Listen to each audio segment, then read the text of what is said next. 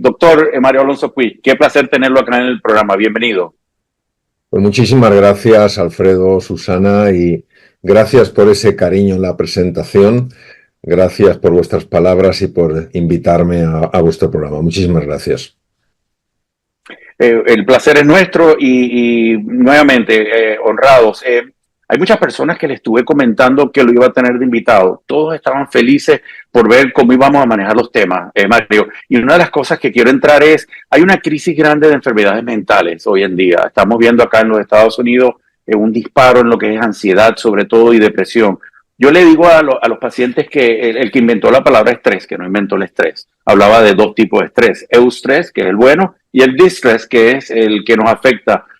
¿Cree que hay una crisis de enfermedad mental? ¿Cómo lo ve Mario Alonso Puig, el tema de la diferencia entre la ansiedad y el estrés que estamos viviendo hoy en día? Bueno, es una gran pregunta, Alfredo. Vamos a ver, efectivamente, la persona que acuñó la palabra estrés fue el profesor austriaco Hans Selye.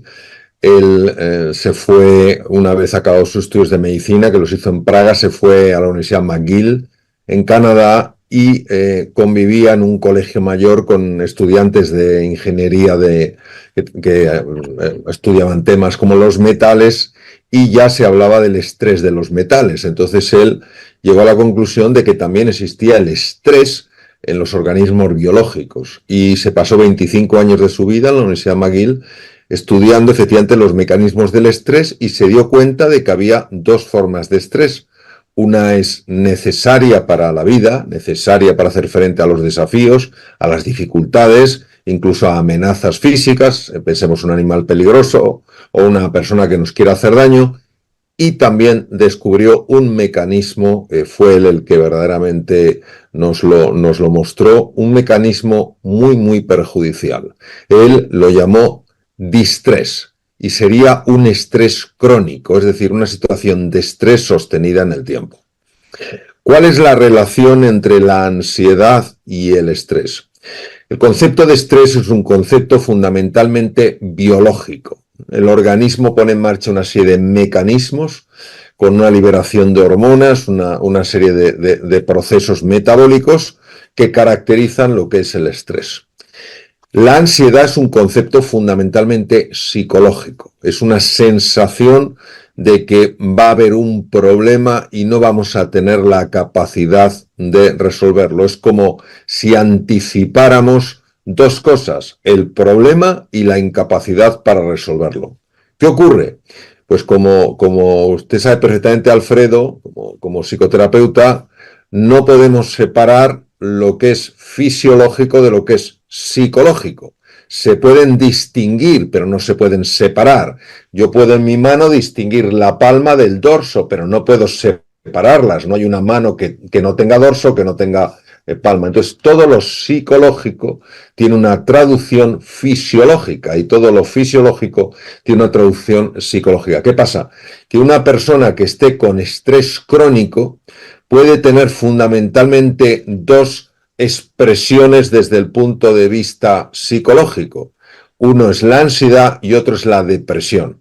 Qué curioso, porque las hormonas que se activan en la ansiedad y en la depresión son las mismas. Y es curioso porque de los dos ejes que hay del estrés, el eje de la adrenalina y el eje del cortisol, tanto en la ansiedad como en la depresión, las cifras que son altas son las del cortisol. Por tanto, estamos hablando de diferentes expresiones de un mismo fenómeno. Sí, qué bien explicado. Yo le digo a los pacientes, la ansiedad y la depresión son como dos caras de una moneda, ¿no? La ansiedad es cuando estoy viendo que el mundo como un lugar peligroso, algo horrible va a ocurrir, impending doom, decimos en inglés. Eso es. Y la depresión luego la otra cara, ¿no? Donde no tengo lo que hace falta para enfrentar el peligro, y ahí es que viene esa sensación de falta de esperanza, pero es como una necesidad casi de sobrevivencia, esta respuesta fisiológica que tenemos, pero luego que viene el cuadro clínico de ansiedad y depresión, donde yo no puedo detener estos pensamientos de donde veo este peligro que recurre y ocurre repetidamente en mi mente, ¿no? ¿Cómo podemos ayudar a separar? ¿Qué consejo nos puede dar para nosotros poder? Porque sobre todo la mujer, yo creo que en ocasiones practica este ejercicio casi mental de preocuparse y ver el peor de los escenarios. ¿Qué recomienda en estos casos? Bueno, yo creo que la solución ya la ha dado cuando hablaba del tema del pensamiento. Vamos a ver, nosotros tenemos que entender lo siguiente. Lo que pensamos, cuando lo pensamos de una forma sostenida, quiere decir, cuando le damos vueltas y vueltas, acaba impactando a cómo nos sentimos. Por ejemplo, vamos a suponer que yo empiezo a pensar, uy, esto va a ser horrible, esto va a ser horrible, esto va a ser horrible. Y consciente o inconscientemente no paro de darle vueltas a lo mismo. Al cabo de un tiempo generalmente bastante corto, yo empiezo a sentirme de una manera que es muy incómoda, que es muy frustrante, que me empieza a llenar de sensación de impotencia y de desesperanza. Esto es debido a que las regiones cognitivas del cerebro donde se elabora el pensamiento tienen un impacto en una serie de mapas muy bien descritos por el profesor Antonio Damasio, que son los mapas de los sentimientos, sobre todo el cíngulo anterior y la corteza insular. Estos mapas convierten lo que yo pienso en lo que yo siento. Claro, es distinto pensar que algo va a ser muy difícil a sentir que eso va a ser muy difícil. Es un mayor grado de hondura, de profundidad. El problema es que esos mapas de los sentimientos, una vez activados, activan procesos corporales y ya no solo es que lo sienta, es que mi propio cuerpo empieza a resonar con ese pensamiento. Y es un círculo vicioso, porque la propia tensión del cuerpo empeora los sentimientos. Y a su vez, al empeorar los sentimientos, la lectura que hago yo, la interpretación que hago en mi pensamiento, también es negativa. Y así vamos entrando en esta especie de círculo que nos genera tanto daño. Entonces, ¿yo qué diría? Lo primero que diría es que es fundamental observar los propios pensamientos. Los pensamientos no son tonterías. Los pensamientos tienen un impacto en el ser humano enorme, ya que los pensamientos generan imágenes en nosotros, generan sensaciones, generan sentimientos y, como hemos visto, llegan a impactar el cuerpo produciendo emociones. Y por eso, lo que invito a todas las personas que pasan por momentos difíciles, y esto es normal y todos pasamos por ahí, es hacerse una pregunta. ¿Qué me estoy diciendo a mí mismo? ¿Qué me estoy diciendo a mí misma para sentirme tan mal? Y si consigue mantenerse en esta búsqueda, llegará a darse cuenta de lo que se está diciendo. Y una vez que lo haya descubierto, lo que tiene que hacer no es enfadarse ni intentar bloquearlo, es generar una cosa diferente. Y la cosa diferente sería otro pensamiento. Es decir, preguntarse, ¿qué me podría decir a mí mismo? ¿Qué me podría decir a mí misma que me hiciera sentirme de otra forma?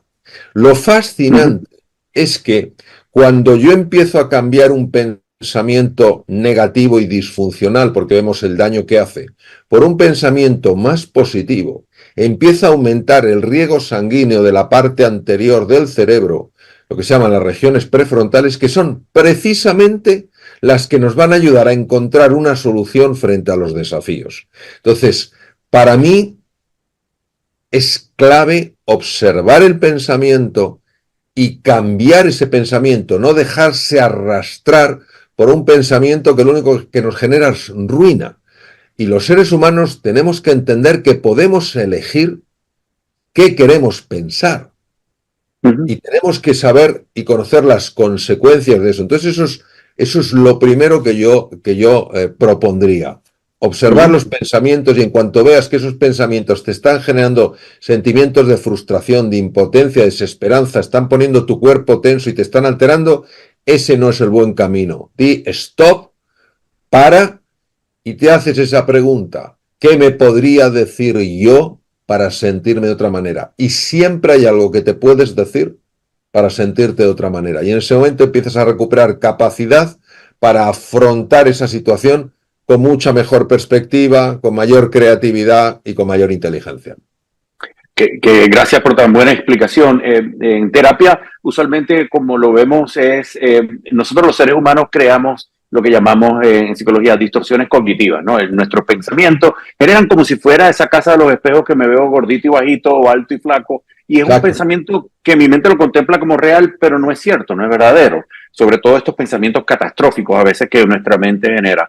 Y el proceso en psicología, ya esto es cuando las personas están sufriendo de una ansiedad, una depresión de suicidio, por ejemplo.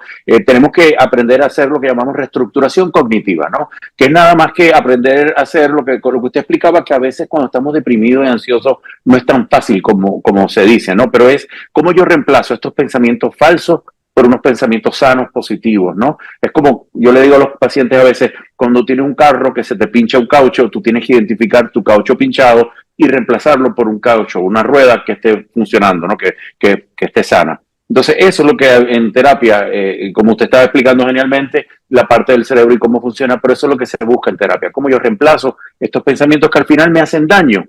Y aquí voy a la siguiente pregunta. En lo que es la psiconeuroinmunología, ¿no? El estudio de esta relación entre mi pensamiento, mente y cuerpo. A veces no nos damos cuenta, pero se habla de que, me acuerdo de la universidad hablábamos que entre 80 al 90% de las enfermedades fisiológicas, o sea, desde la diabetes, se especula grandemente que el cáncer tiene un origen mental.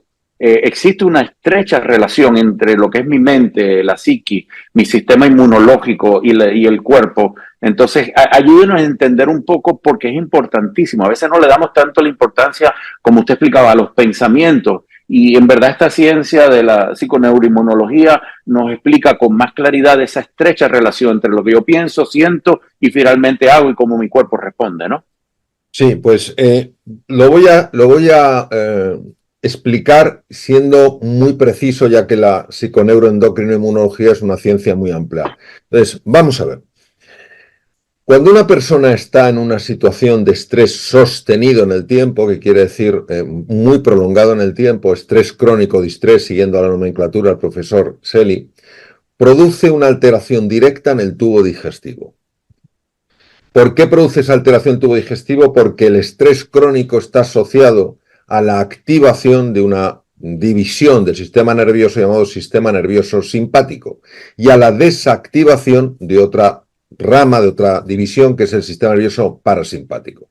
El sistema nervioso parasimpático es el encargado de que el tubo digestivo funcione bien. Como está apagado, el tubo digestivo no puede hacer bien su función de absorber alimentos.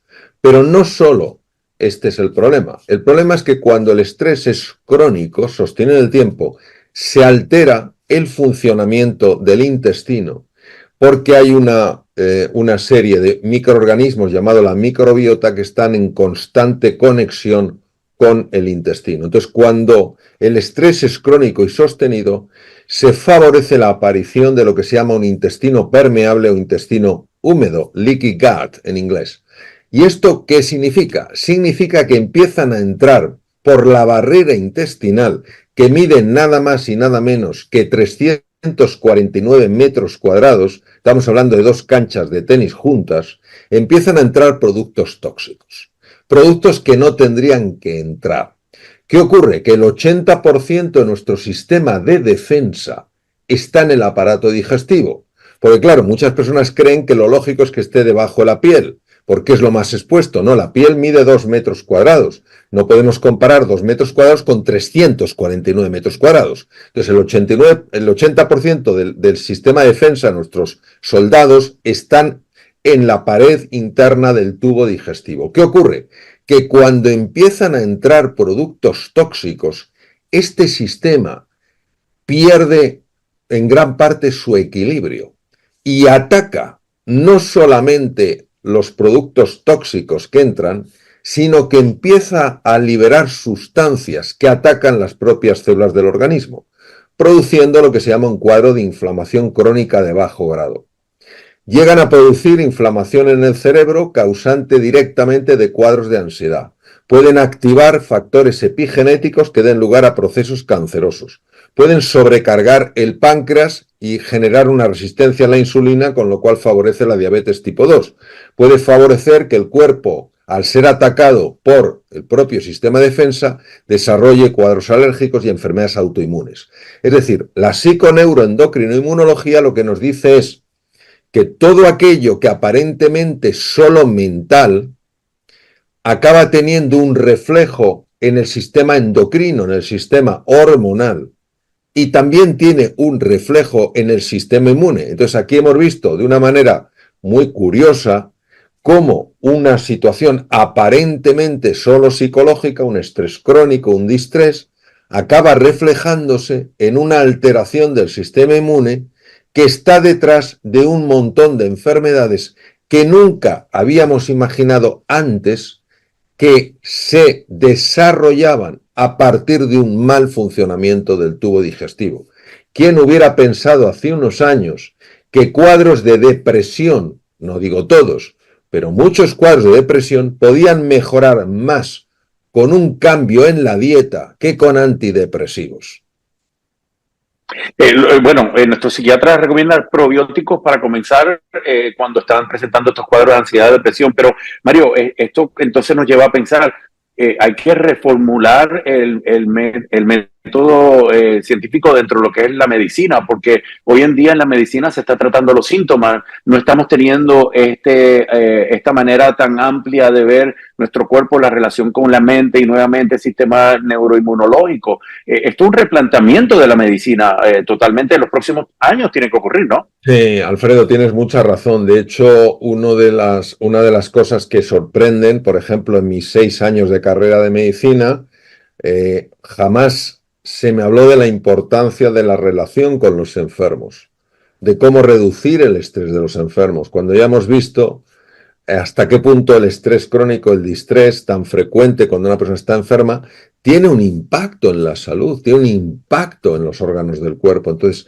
efectivamente, necesitamos ir a un concepto mucho más holístico, mucho más global de la medicina, donde no solo nos importe la parte física, que es indispensable, sino que también nos importe la parte psicológica, la parte emocional, la parte social de una persona. Y es curioso en este sentido porque hacía muchos años que la OMS, la Organización Mundial de la Salud, definía la salud no simplemente como la ausencia de la enfermedad, sino también como el bienestar psicológico, emocional y social de una persona. Es decir, aquí ya la propia Organización Mundial de la Salud está ofreciendo un abordaje holístico. ¿Qué ocurre? Que en la medicina occidental es una medicina muy basada en el órgano, muy basada en atacar la bacteria, atacar el virus, atacar la célula tumoral. Sin embargo, la medicina oriental está muy basada en hacer inhóspito el terreno para que esa bacteria no pueda progresar, para que ese virus no pueda progresar y para que esa célula tumoral no pueda progresar. ¿Cuál es la mejor? La mejor es la combinación de las dos.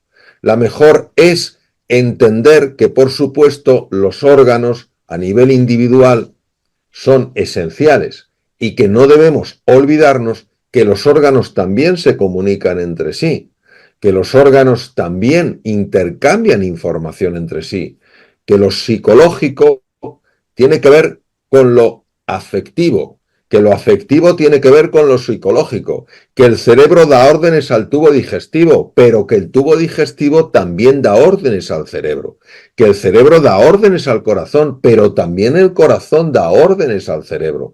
Entonces, cuando uno se acerca a un organismo, no puede pensar que hay una parte que es la importante y el resto no lo es. Todas son importantes. Esto es como en una empresa. Yo hoy, por ejemplo, he dado una conferencia a un despacho de abogados muy conocido, un despacho internacional por la mañana. Y cuando he entrado, la persona que estaba en la recepción me ha recibido con un cariño, con una simpatía, con una amabilidad que luego le he dicho al socio director. Qué buena sensación te da entrar en un despacho de abogados de tal nombre y de tal calibre y ver que la persona que te recibe, que aparentemente tiene un cargo sencillo, porque no ha estudiado derecho, porque no ha hecho posiciones en el campo de la abogacía, te recibe con tanto cariño. Claro, y yo le decía, si en lugar de ser así de amable esta persona hubiera sido una persona dura, una persona poco afectuosa, ya la imagen del despacho realmente para mí no sería la misma. ¿Qué quiero decir? Pues que todos somos importantes en las empresas. Unos tienen un cargo, otros tienen otro cargo, todos somos importantes. Pues lo mismo pasa cuando hablamos del cuerpo humano y de los órganos. Todos son importantes y si todos los órganos son importantes, ¿cómo no va a ser importante la persona en su conjunto? Totalmente, yo creo que va a haber una reinvención de la medicina y también el sistema educativo. Yo creo que son de las dos partes de la humanidad que en este momento tenemos que reevaluar. Y en ese punto yo siempre practico esto de siempre tratar de saludar y sonreír a los extraños en la calle. Y le digo a la gente a veces, practícalo. Cuando andes en la calle, sonríele a las personas que tú no conozcas y vas a ver la respuesta, como le cambia inclusive las facciones a las personas cuando uno se las encuentra en la calle. Tenemos que ir a una pausa, doctor Mario Alonso Puig. Qué placer tenerlo acá en el programa, pero antes de ir a la pausa, no quiero dejar de invitarlos, amigos. Si te parece interesante lo que estás escuchando, que indiscutiblemente debería hacerlo, vamos a tener la oportunidad aquí en Miami y acá en Estados Unidos a poder compartir con el doctor Mario Alonso Puig. Nosotros acá decimos Puig, pero allá se pronuncia Puig en España. Aquí se pronuncia Puig porque es de origen catalán. Pero estoy tan cómodo con Puig como con Puig, como quieran. Muy bien. Pues si quieres compartir, él va a estar acá en los Estados Unidos, en Miami, en mayo 30, en el Fillmore Theater a las 8 de la noche. En Nueva York, mayo 31, en el Brooklyn Paramount a las 8 de la noche. Y en Los Ángeles, en junio 2, en el Wiltern a las 6 de la tarde. O sea, estamos acá de lujo en mayo y en junio acá en Estados Unidos. El doctor Mario Alonso Puig va a compartir en Ticketmasters y Live Nation pueden conseguir los boletos. Emporio Group creo que lo está presentando. ¿Qué debe de esperar las personas que vengan a esta charla, Mario? ¿Qué vamos a escuchar? Porque yo voy a estar acá en la de Miami, desde luego. Bueno, lo primero, muchas gracias, Alfredo. Lo primero, decir con cuánta ilusión voy a estos lugares. Me hace muchísima ilusión realmente estar allí. Pues lo que vamos a vivir es una experiencia. Es decir, no se trata de una conferencia al uso, no se trata de una masterclass al uso. Vamos a vivir una experiencia para conectar con esa grandeza que hay dentro de cada uno de nosotros. Hay que tener en cuenta lo siguiente. Yo entre Estados Unidos y España me pasé 26 años de mi vida como cirujano. Y lógicamente he visto muchas personas con enfermedades y algunas con enfermedades serias. Y yo siempre he sabido, y esto lo sabemos desde la época de nuestro padre, el gran médico griego Hipócrates, que los médicos podemos ayudar. Quien realmente cura es el organismo. Entonces, para mí ha sido siempre muy importante ayudar a mis enfermos en mi época clínica, ayudar a mis enfermos a que desplegaran su potencial precisamente para tener los recursos que son necesarios a la hora de hacer frente con éxito a la enfermedad. Ya no ejerzo la cirugía clínica, ya hace 20 y tantos años que lo dejé después de haberla ejercido, como he dicho, 26 años. Y mi obsesión, mi magnífica obsesión, lo digo porque es una cosa que para mí es una verdadera pasión, es ayudar a las personas a entender, a darse cuenta de lo mucho que valen, pero no como un simple concepto, sino como una experiencia, a que sientan cosas, a que tengan determinadas sensaciones, a que se den cuenta de que tienen muchos más recursos de los que se imaginan, pero esos recursos, si no están en un estado mental adecuado, aunque los tengan, no pueden acceder a ellos. Entonces, durante esta sesión, en la que será muy participativa, aunque haya muchas personas, lo que vamos a experimentar es esa grandeza que hay dentro de nosotros. Mario, te agradezco que tengas tan buena obsesión y Alfredo te agradece todo lo que has compartido a través de tus redes sociales, tu página web. Y yo estoy de verdad con ansia de poder compartir en persona y escuchar esa presentación que va a tener nuevamente en Miami, mayo 30, acá a las 8 de la noche en el Fillmore Theater, en Nueva York, mayo 31, y en Los Ángeles, en junio 2, pueden conseguir boletos a través de Ticketmaster.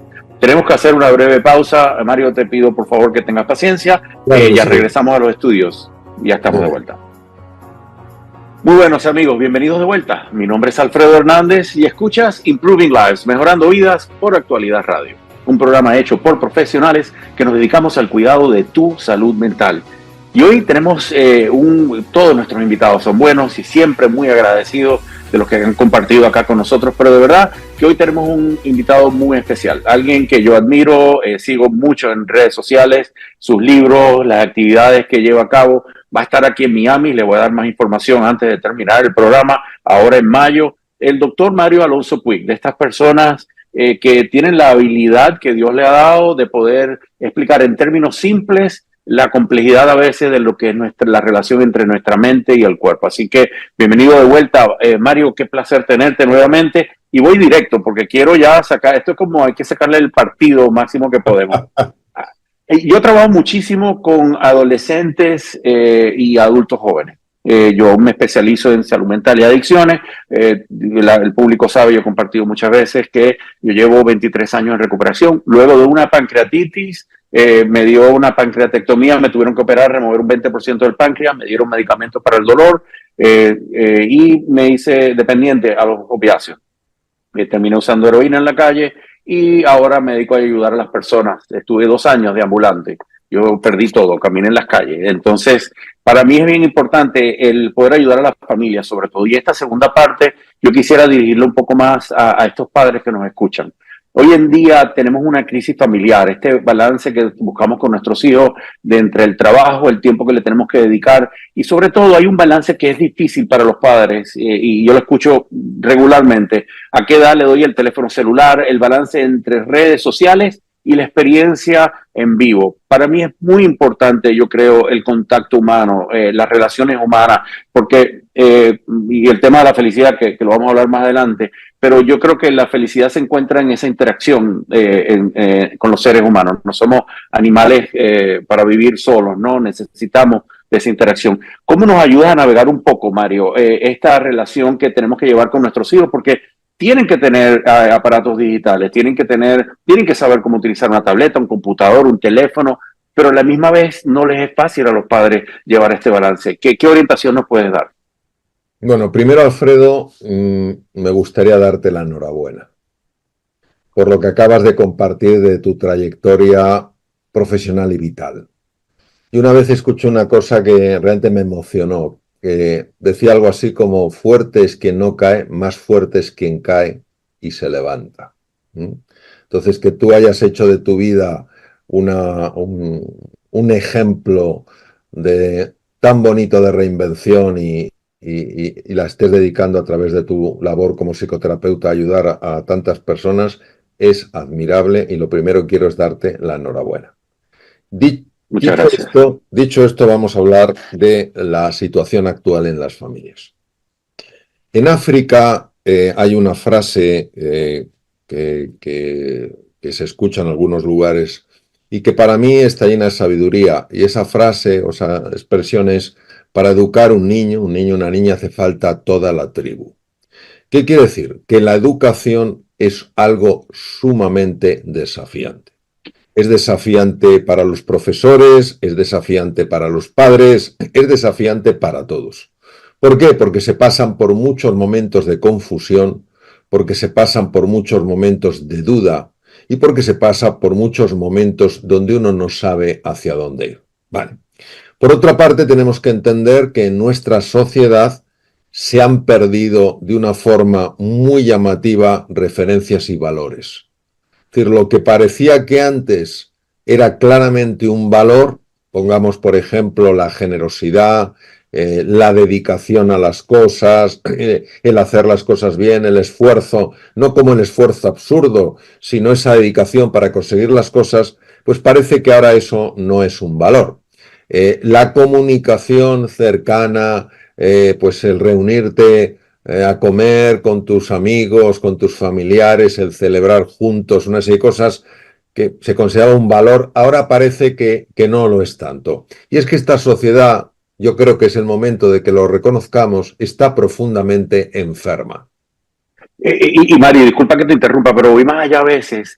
Yo creo que los asiáticos entienden esto mucho mejor. Hemos perdido mucho de la experiencia del envejeciente. Vemos hoy en día al envejeciente, en lugar de esta persona venerable que tiene mucha experiencia y sabiduría para compartir con los jóvenes, es desechable. Ya dejó de producir, ya no trabaja, no produce dinero y lo sentamos a que vea televisión y lo descartamos casi. Creo que es una de las cosas que estamos perdiendo en esta sociedad. Y disculpa la interrupción. No, una intervención más que apreciada. Es así, es decir, uno de los valores es el respeto a los mayores, porque los mayores son en el fondo los que han construido el mundo en el que vivimos, que tendrá sus defectos, también tiene muchas virtudes. Entonces, cuando ese valor se pierde, el valor del respeto a las personas mayores, el valor del cuidado a las personas mayores, pues efectivamente ya dejan de ser personas valiosas y se convierten en estorbos. Y como muy bien dices tú, en el mundo oriental, por lo menos en el Japón, y seguro que en otros países, el cuidado de las personas de la tercera edad es un cuidado muy hermoso, porque no es el cuidado desde la lástima, sino es el cuidado desde el respeto, el cariño y verdaderamente el apoyo. ¿Qué ocurre? Pues que nuestra sociedad está enferma, una sociedad que pierde los valores es una sociedad que está enferma. Entonces eso es lo primero. Número dos, las redes sociales. Las redes sociales es como todo, es como un móvil o es como el dinero. ¿Es bueno o malo? Bueno, depende de cómo lo utilices. Hay personas que han salvado sus vidas gracias a tener un teléfono móvil. Hay personas que han ayudado a salvar la vida a otras personas gracias a las redes sociales. Entonces, esto lo hemos visto en grandes cataclismos. Entonces, no podemos decir que las redes sociales sean malas. ¿Cuál es el problema de la red social? El problema de la red social es la adicción a la red social. Es lo que llaman el attachment, el apego, hasta tal punto que no estar conectado tiene prácticamente la misma expresión que un cuadro de abstinencia. Es decir, necesito eso porque me libera dopamina, porque me libera opioides endógenos, no lo tengo. El problema es la adicción. Entonces, ¿qué es lo que necesitamos? Lo que necesitamos todos, y se está haciendo, por ejemplo, en países del norte de Europa se está restringiendo la utilización de móviles y tablets en los colegios, tenemos que ponernos serios en esto, porque verdaderamente el solo hecho de sacar el móvil cuando se está comiendo, aunque parezca mentira y aunque no se consulte, ya está reduciendo el nivel de atención que estamos poniendo en los demás. ¿Y qué pasa? Que yo no puedo soltar un sermón a un hijo mío si lo que estoy haciendo es lo mismo que a él le critico. Entonces, los primeros que tenemos que observarnos somos los adultos y darnos cuenta de que nuestros hijos no van a hacer lo que les digamos, van a hacer lo que vean que hacemos. Por otro lado, algo que a mí personalmente, yo tengo 3 hijos, 3 chicos, ya tienen ya 32, 31 y 26, y no han pasado, o sea, no han sido todas las épocas fáciles. Entonces, ¿qué me ha ayudado? Lo que me ha ayudado es fundamentalmente el intentar comprenderles y buscar siempre la comunicación. Cuando hay un distanciamiento, la cabeza empieza a funcionar a su aire y se monta una película que cada vez nos separa más de la realidad. Mientras que si nosotros nos sentamos y aunque sea difícil conversamos, podemos entender el mundo de la otra persona. Qué interesante porque desde el punto de vista fisiológico, es decir, del funcionamiento del organismo humano, cuando dos personas están intentando conectarse, cuando dos personas están intentando encontrarse, hay una liberación de una hormona llamada oxitocina. Es fabuloso porque esta hormona, la oxitocina, es una de las hormonas más eficientes para cortar el eje del estrés crónico. Con lo cual, no solamente favorece que nos entendamos, es que favorece que estemos mejor. Entonces, yo sé que es un campo desafiante. Lo que sé es que nos tenemos que poner todas las pilas porque la gente joven y la gente también con más edad merecen realmente la pena. Es decir, a mí muchas veces oigo personas criticando constantemente a los jóvenes. Yo tengo una fe inmensa en los jóvenes. Lo que tenemos que darnos cuenta los adultos es que a veces no somos la mejor referencia, no somos el mejor ejemplo. Totalmente de acuerdo, Mario. Yo soy aquí se dice un advocate, ¿no? Yo creo mucho en esta nueva generación. Acá yo trabajo mucho y me rompe el corazón, chicos que han estado 10, 15 hospitalizaciones psiquiátricas, ¿no? Tenemos un programa acá de hospitalización parcial pero aún así, yo tengo tanta fe en esta nueva generación, yo los veo que ellos sí entienden la diferencia entre el bien y el mal y somos muy prontos a criticarlo, ¿eh? Somos muy rápidos en atacarlo, a criticar su música, mira cómo se visten. Yo creo que Sí, si te dedicamos el tiempo, vamos a reconocer que ellos valen mucho más. Inclusive, una de las cosas que cuando yo trabajo con adolescentes, hacías un punto muy bueno que voy a recalcar, es la comunicación. Cuando yo me siento con un adolescente que tiene problemas, la queja principal es, mis padres no me escuchan bien. Esa es la queja principal. ¿Qué te parece? por supuesto, por supuesto. Lo mismo que cuando en el campo de la medicina un enfermo pues no está conforme con un enfermo que tiene una patología maligna con un oncólogo, yo nunca le he oído quejarse de que técnicamente el oncólogo no era una persona preparada. Cuando se han quejado de que notaban una enorme frialdad con ese profesional. Y tú que eres un experto en psicoterapia, pues sabes perfectamente que cuando se han hecho estudios de distintos abordajes psicoterapéuticos buscando cuál era el mejor, se ha visto que lo esencial es la conexión afectiva que hay con la persona. Eso es lo que fundamentalmente sana el tipo de conexión, el tipo de comunicación, que la persona se sienta escuchada, se sienta valorada y se sienta comprendida, lo cual no quiere decir que se le dé la razón, quiere decir que se sienta comprendida y no hay manera de comprender a alguien si no ponemos toda nuestra atención en ese proceso de escucha. Sí, y bueno, voy a pasar al tema que iba a cerrar con él, que es el tema del amor, porque me estás acordando, Mario, cuando hablabas, yo tengo la dicha que ahora trabajo como también, tengo licencia acá de lo que llaman Qualified Supervisor. ¿Qué quiere decir? Tengo la bendición que ayudo a entrenar nuevos psicólogos, entonces los tengo que están terminando en la escuela graduada, los tengo que tienen licencia como interno. Y una de las cosas que yo siempre le presento, y me miran extraño porque no lo escuchan en la universidad, el poder del amor. Y le digo, Roger hablaba de esto, Carl Rogers hablaba de Rogers hablaba de eso, por supuesto. unconditional positive regard, decía él, o sea, una condición incondicionada, esta aceptación del individuo en su dolor. Y yo les digo, el amor es algo que transforma. Ese amor no quiere decir que te acepto con tus errores, pero no estoy de acuerdo con lo que haces mal. Yo le digo a veces, tienen que amarlo y encontrarlo donde ellos están, es importantísimo. Y en ocasiones, en cristianismo se habla, sobre todo el católico dice, ama al pecador pero detesta el pecado. O sea, yo no estoy de acuerdo con algunas de tus conductas, pero a ti te amo como ser humano. Y como psicólogos tenemos que, y como médicos creo que es el mensaje que siempre has dado, tenemos que amarlos incondicionalmente en su dolor, en su pena, en su agonía, sin tenerle lástima, porque yo no creo que esto tiene que llevar a la lástima, pero el poder del amor es tan poderoso en la psicología y eso lo siente el paciente. Inclusive a veces uno ora por el paciente sin decírselo, pero ellos sienten cuando tú tienes esa intención. Yo quisiera, he escuchado anteriormente hablar sobre el poder del amor. Ayúdanos a entender cómo esto en verdad cambia nuestra vida y nuestras relaciones.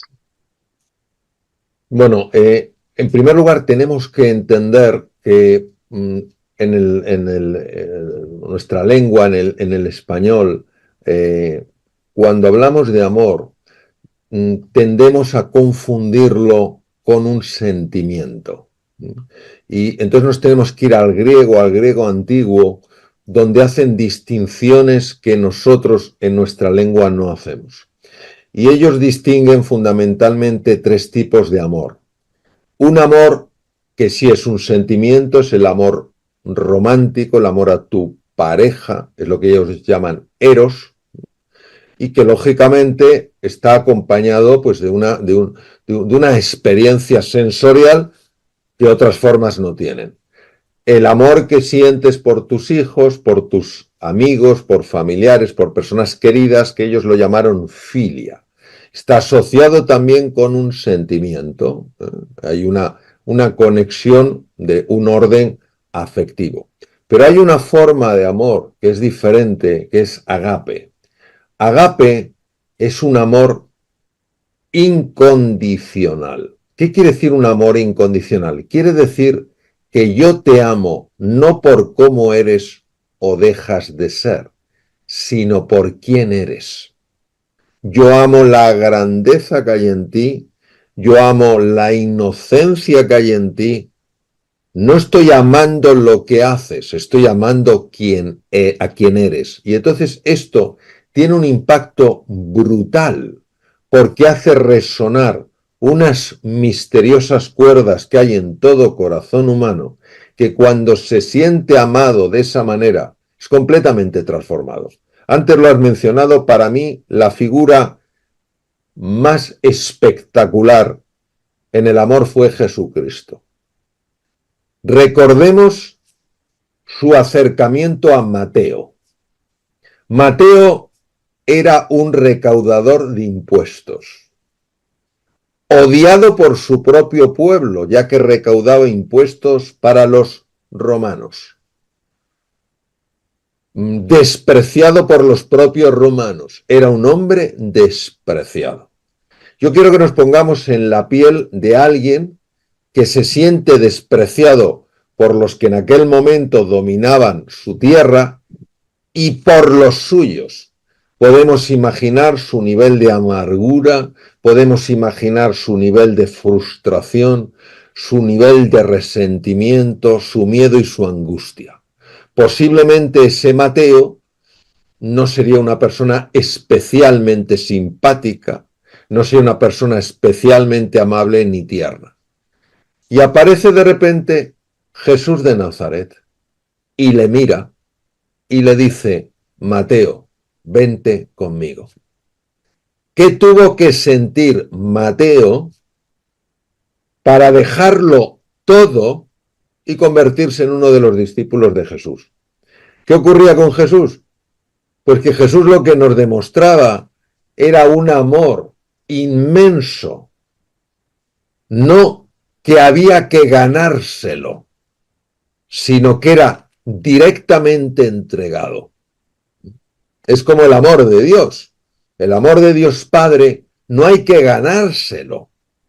Si nos quiere infinitamente. Tenemos el error de que me lo toque ganar haciendo cosas buenas para que me quiera. Pero si ya te quiere infinitamente, lo único que tienes que hacer es dejarte querer. Y lo que no nos dejamos es querer, porque no entran nuestros limitados raciocinios que pueda haber un amor que no sea un puro trueque. Yo te doy si tú me das.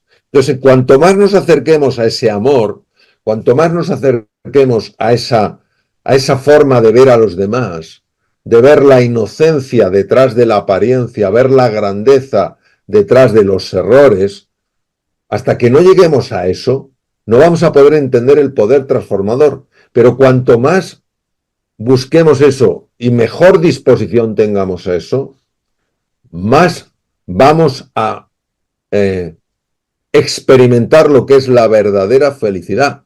Teilhard de Chardin, el gran paleantropólogo francés, dijo: el día que el ser humano descubra el verdadero poder transformador del amor, habrá descubierto por segunda vez el fuego. Pregunto, ¿crees que esto es un poder que es sanador? Como médico te pregunto, porque por ejemplo Einstein, yo le leo a mis estudiantes siempre, hay una carta que le escribió muy famosa a su hija, A su y le hija, explicaba, sí. ajá, es una carta hermosa, porque explica donde desde el punto de vista de una de las mentes más grandes que ha existido, científica, donde él decía que el poder que contiene el amor, la ciencia todavía no ha podido explicarlo, y él quedaba casi boquiabierto ante este poder. El poder del amor puede llegar a sanar, es como lo veo yo en Pues mira, ocasiones, y es lo que le explico.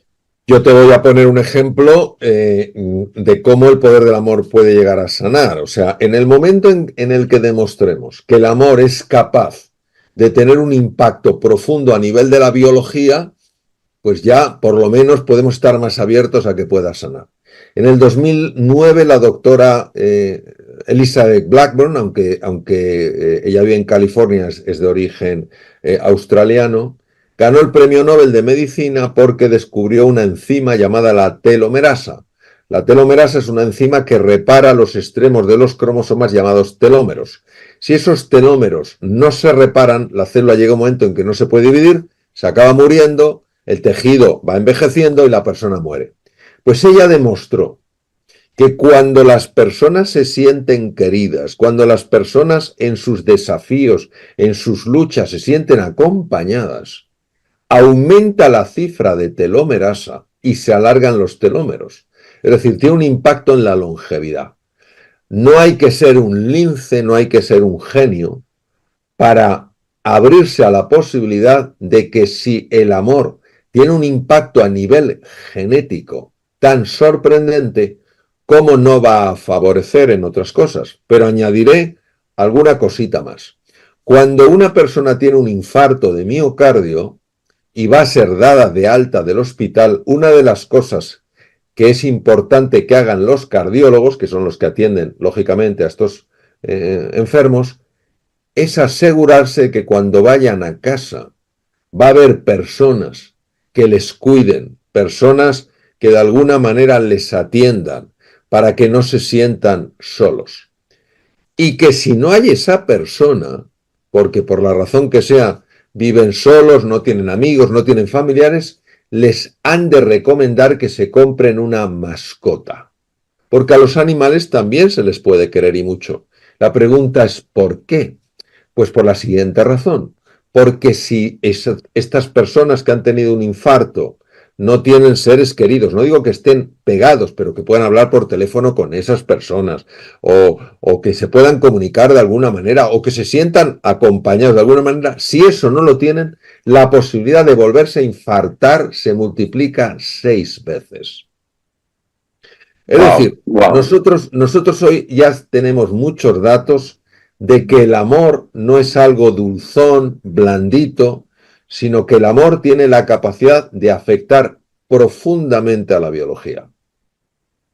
Gracias por explicarlo tan claramente. Nos quedan un par de minutos y quiero hablar del evento que viene acá a Estados Unidos pronto, pero rapidito, en el camino del despertar, hablamos de cómo hablas sobre cómo puede la persona lograr más salud, prosperidad y felicidad. Y para mí la felicidad es uno de esos temas que me encanta discutir con los pacientes, porque acá en Estados Unidos, bueno, es parte de la Constitución, ¿no? The pursuit of happiness está garantizada. No está garantizada la felicidad, pero está garantizada el que tú tienes está garantizada tu perseguir la felicidad, ese derecho a perseguir tu felicidad.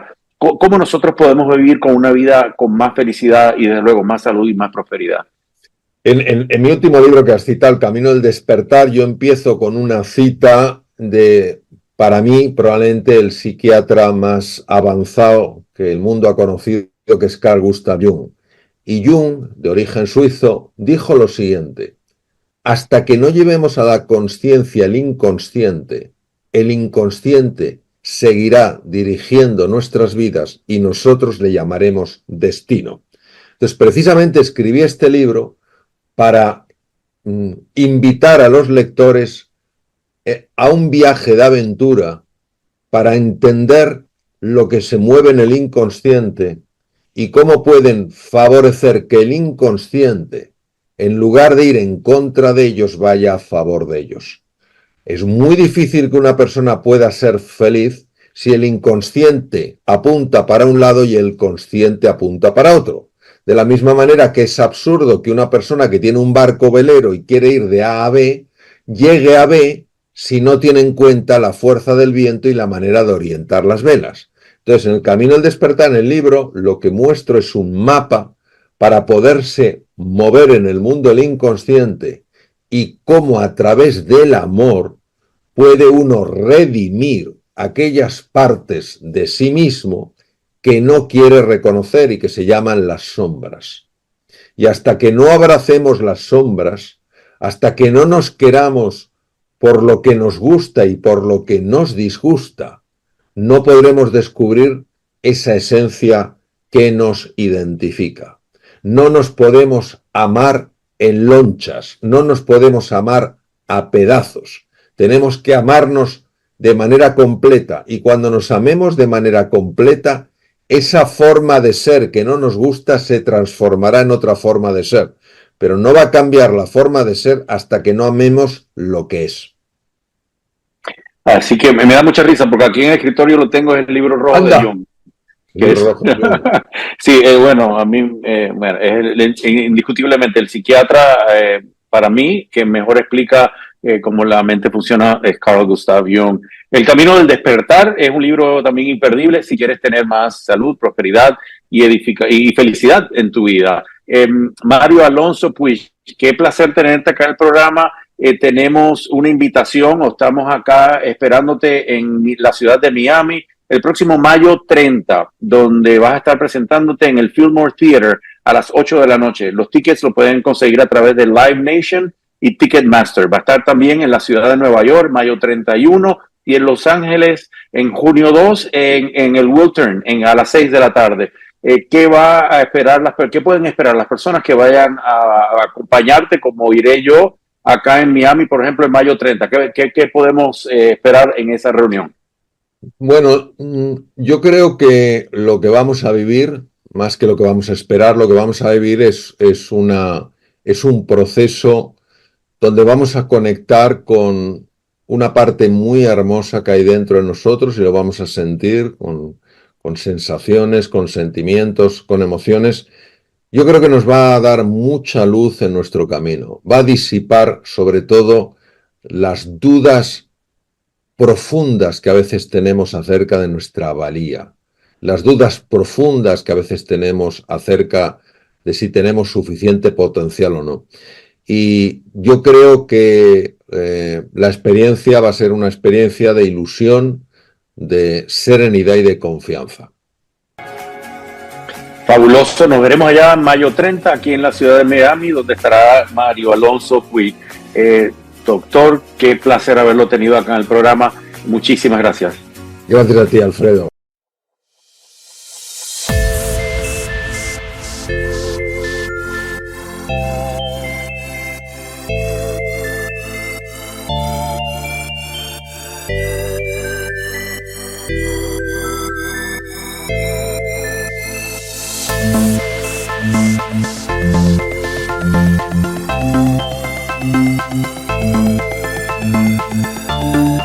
Thank you.